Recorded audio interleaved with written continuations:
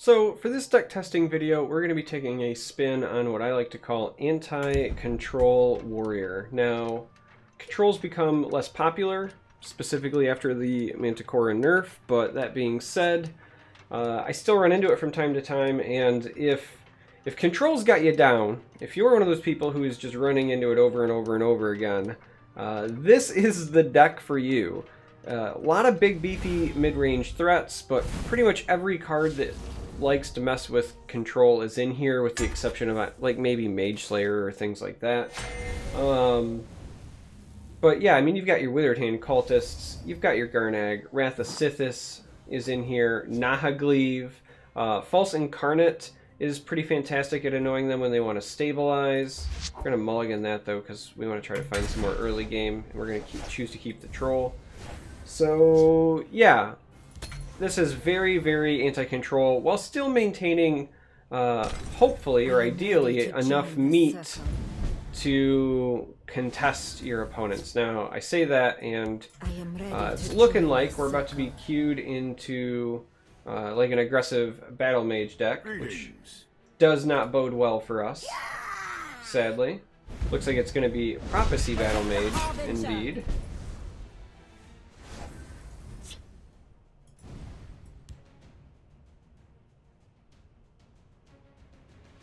Interesting. We're going to play the Spirit, actually.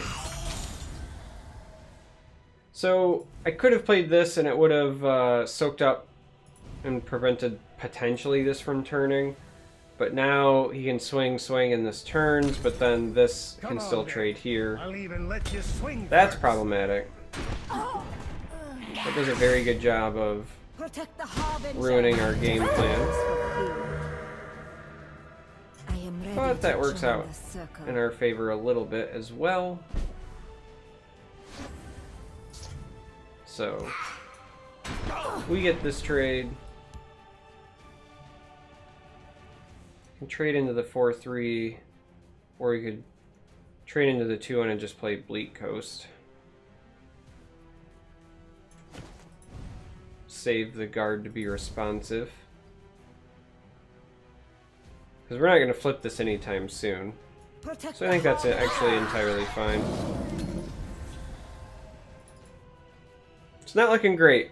For us playing an anti-control deck, being queued immediately into aggro, at least mid-range, you can kind of go toe-to-toe with her a little bit slower out of the gate, but... Make sure I get my tracking recorded here.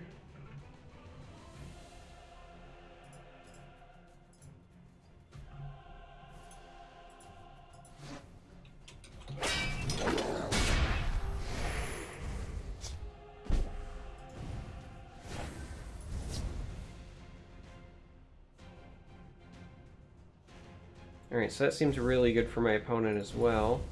We're gonna go ahead and do that. There's nowhere they can hide. Then we're gonna trade.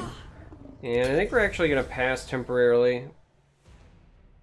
Might be the wrong play, but against Prophecy Battle Mage, giving them a large number of cards feels really bad. Feels like not what we want to do.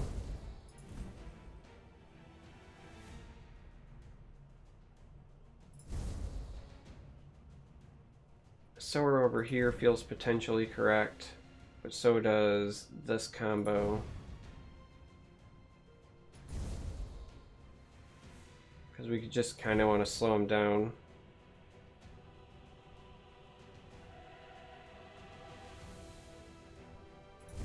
I mean, between the Gatekeeper and the Sower, this is technically like a 3-turn clock, but again, you know that you're going to give them prophecies if you take that path. But Sower is going to give them prophecies as well, in all likelihood. So it really is not an easy decision by any means.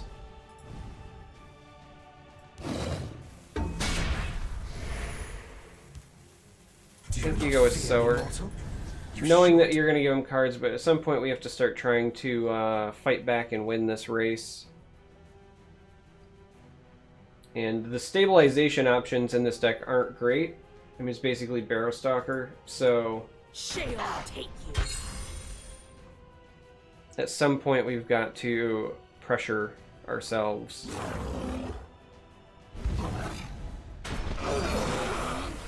Alright, we've gotten pretty lucky so far that we haven't ran into any prophecies.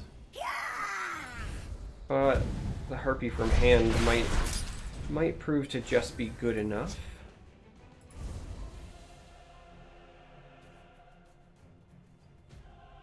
I mean, they only need a little bit more damage.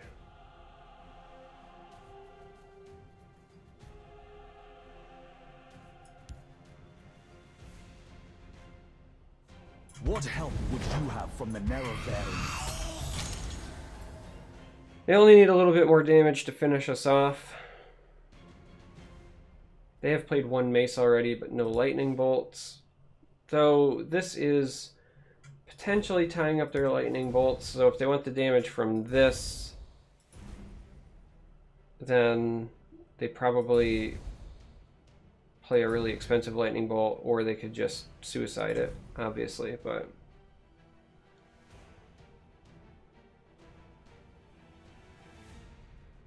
it's not looking great. We're doing the best we can.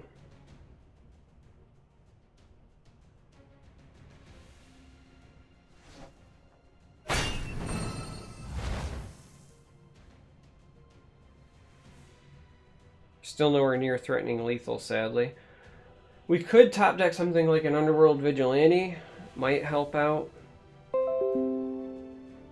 Also, this is a great time for my machine to tell me I have updates available, so sorry for the weird noise. Band together, orcs.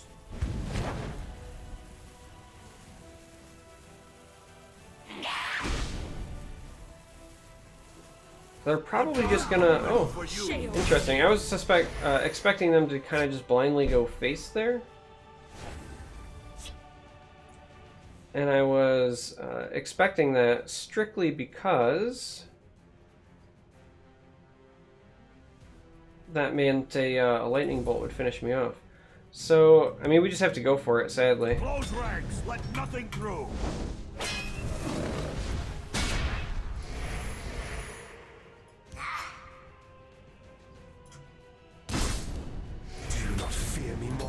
It's the best we got. 2 lightning bolts wins, lightning bolt plus mace wins.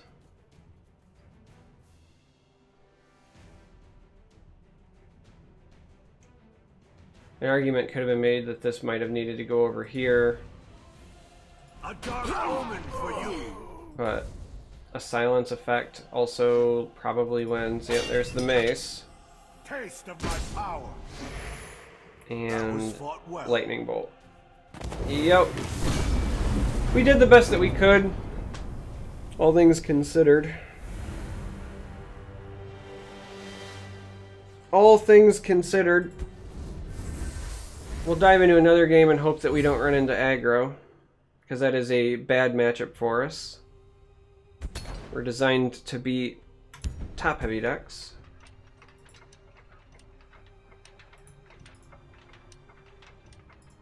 No good stabilization tools. I mean, we caught a lot of breaks. We shouldn't have even been in that game as much as we were, but we weren't running into prophecies.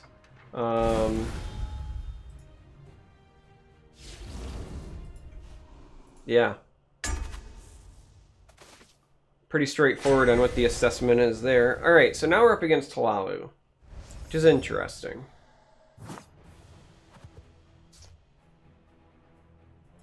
And we don't want any of these in the opener.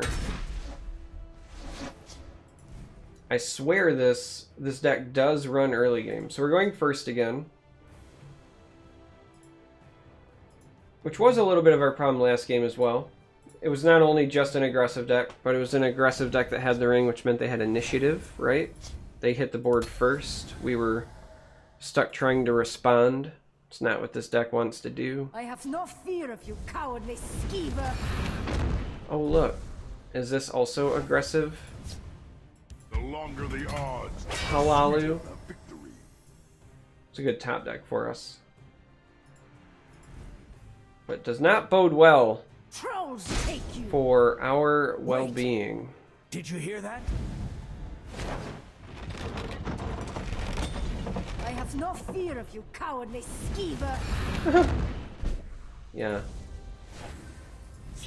Does not bode well for our well-being at all. Close ranks. Let nothing through. So we're gonna take some damage here. No way around it. But we can try to speed bump and mitigate a bit.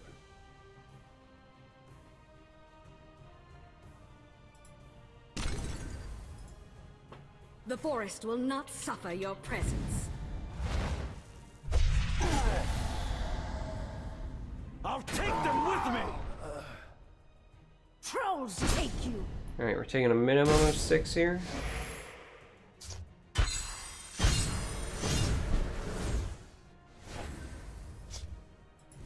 Too late for you. And we're The gonna forest will not suffer your presence. try to clear things up, but again, just like last game, we're behind. We'll rebuild Skyrim. A little bit sad. The whole point of this series is to do deck testing. This one specifically was to show off, you know, certain matchups.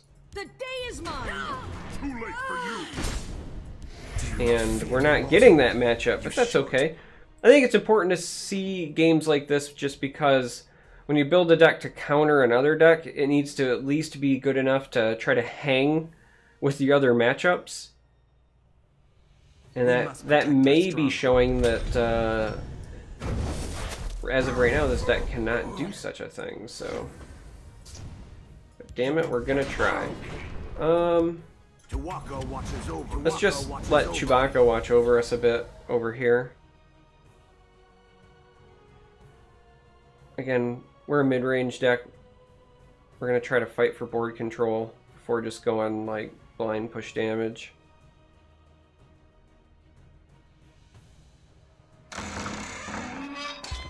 Alright, there's the manor.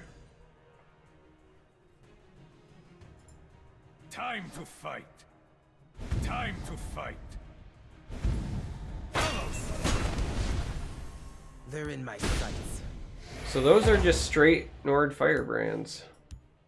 Close ranks. Let nothing through. Like,